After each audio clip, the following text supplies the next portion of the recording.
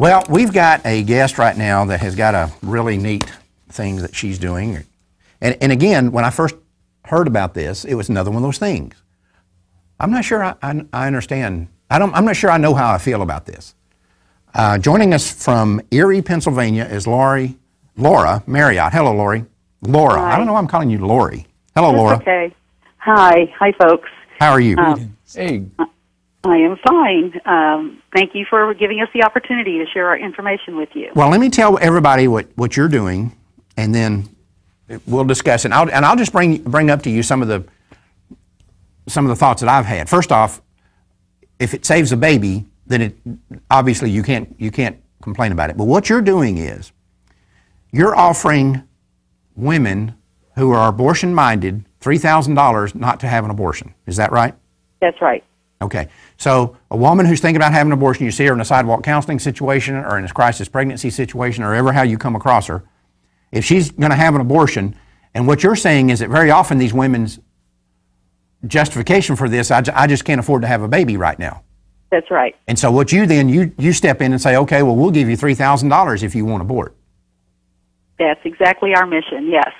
And we incorporated back in 2005. I was working in the education division of our local crisis pregnancy center teaching abstinence, and I was listening to the executive director who did all of the counseling, and she was saying how many, even after seeing their beautiful baby on ultrasound, would still proceed to the abortion clinic for all the reasons you were talking about before, boyfriends and people pressuring them. And so I said, has anybody ever thought about just offering them a sum of money? And I met with a Christian lawyer here who said, it's a contract. She signs it and she gets the money. I don't see a problem with it. So he drafted the contract, and back in 2005, he thought we could have them choose to not abort but give it up for adoption. And we contracted with 8 young ladies. 4 of them did give them up for adoption, and we went to the first adoption hearing, and the judge was kind of uncomfortable with, saying that they had to give it up for adoption. So we went on an appeal, and it came back that we had to change the contract language. They could either keep it or give it up for adoption. And we have saved 41. We signed contracts with 41 individuals. Amen. We are basically a referral agency from our local crisis pregnancy center. They know which women, after seeing the ultrasound, are still abortion-minded, so they give them our toll-free number if they want to consider signing the contract and getting the cash amount to choose life. Well, on the surface, the first thing that jumps out at me is it's like this is a ransom. It almost has that kind of feel to it. But then you think about, well, during the times of slavery, you mentioned to Carol the other day when she talked to you, Christian people used to buy slaves in order to set them free. That's exactly right. And even researching this, Lincoln had a Compensation for Emancipation Act in Washington, D.C., where they paid $300 to the slaveholders to set their slaves free. And it never went farther than just Washington, D.C., but there were a lot of proposals like that.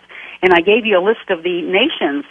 Japan, Russia, Australia, Italy are all paying women to have babies because their falling fertility rates are so high. Right. Largely due to abortion. But so they're paying, like Russia, up to $9,000 for baby bonus. Wow. $3,000 from Japan every year until the child is 15. And, we're the greatest nation in the face of the earth, so I think we can, go ahead and join them. I wished it could be, I don't know if you remember, Senator Clinton, back in 2008 when she was running, proposed a $5,000 baby bonus for every baby born. Yep. And that was shut down, of course. I have a feeling the abortion advocates had something to do with that. But right. It was proposed, and it was, considered as a viable thing to do. So we're going to continue to do this. Our main mission, our website is saveunbornlife.org, and on that website we have our contact information, but we also have a copy of the contract, the agreement that this girl signs with us.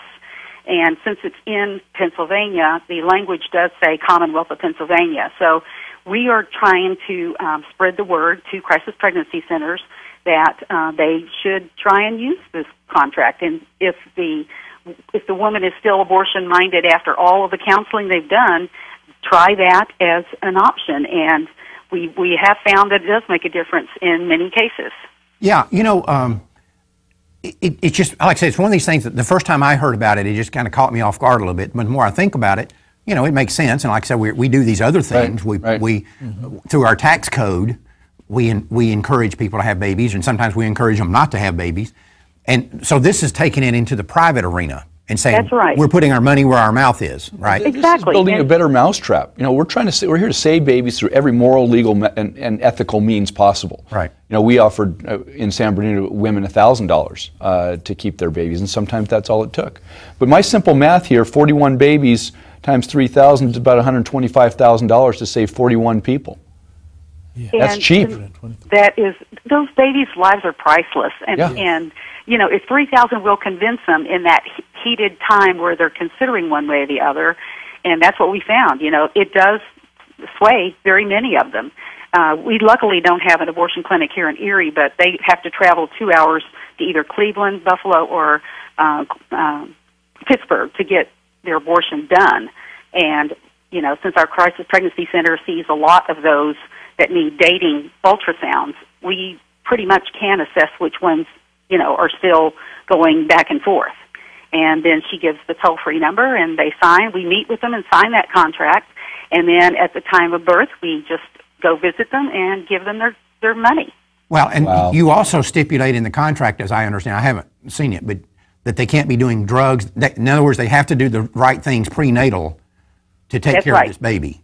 That's right, to have maximum outcome for a baby to be born, taking care of themselves, you know, and eating healthy diets, doing as much as they can to bring this baby here in a healthy environment.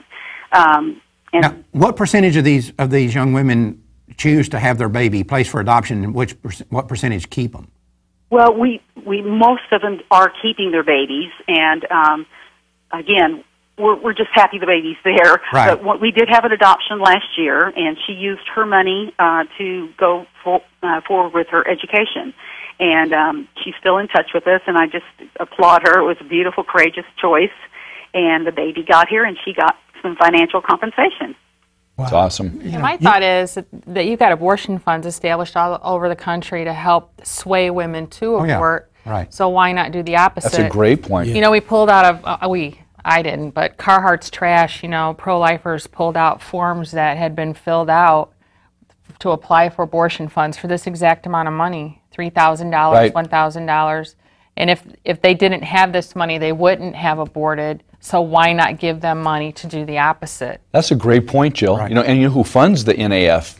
Warren Buffett. Yep. Warren Buffett Foundation. That's right. It ultimately goes back, and these guys want to have fewer people. Imagine if there was Well, Warren Buffett's a eugenicist. He absolutely is. You know. And he's funding abortion and abortion procedures and abortion machines all over the world. Imagine there was an amazing Christian philanthropist that would drop $100 million into a fund to save babies like this across the United States. Not only would we save babies, we might be able to take away enough business from the abortion industry to put a lot of them out of business. And they're dropping like flies, as we show in the news today anyway. Oh, yeah. And the ones that are still there are hanging on by a thread. Oh, you know. We're going to win this deal so quick. That would be tremendous.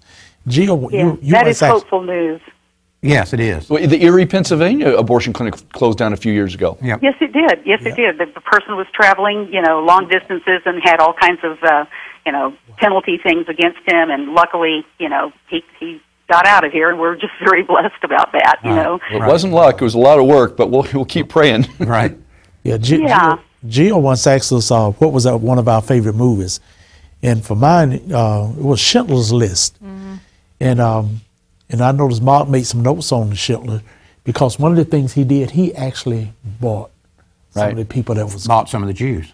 Yeah. Paid the Nazis not to kill them. He did all kind of little things. Right. Yes. A spoiler, if you haven't seen the movie, is that at the very end of it, he's still wondering, could he have just saved one more? If I could have just gotten one more. Yeah, that's right. That's the way we feel, as many as we can until we go meet our Maker, you know? That's right. That's right. Right, and it's just such a small sum when you think about it. And if we could just thanking you again for just keeping our information to get out there, because I think pro-life citizens would understand that if they just saved that $3,000, you know, instead of going to Disney for the third time or, you know, big cars or whatever, that priceless gift, they can always say they contributed to the life of a human being. We have a memorial, or memorial plus, heavy contributors that are helping us. And so far it's been in honor of my mom and dad, because they had 11 children and just did God's way all the way through. And wow. They had such a wonderful, happy marriage, and the children were just all grateful to have parents like that. Absolutely. So, well, Laura, thank you for what you're doing, and it's innovation like that. There's lots of innovation on the pro-life side. Yeah. Whether it's this or there's some of the things we do or some things you do, there's none on the other side. They're landlocked. They don't have any new arguments. They don't have any new strategies. They're landlocked, right. And they can't deal with this onslaught of what's happening in the pro-life movement. And I thank you, Laura, for what, and I thank you all for all you do too, because I've read lots about, Mark, your investigating of Planned Parenthood. I keep up with most of that. Troy, I think you even helped counsel Norman McCorvey, right? We did. Yes, and those are things to me. I read her book and I went, wow, to have that issue always on the forefront for her. Right. It would be so joyous to overturn it in her lifetime. Yes, absolutely. Well, thank you for joining us, Laura, and keep up the good work. Guys. All right. God Thank you. bless. Thank you, ma'am. Bye. Bye-bye.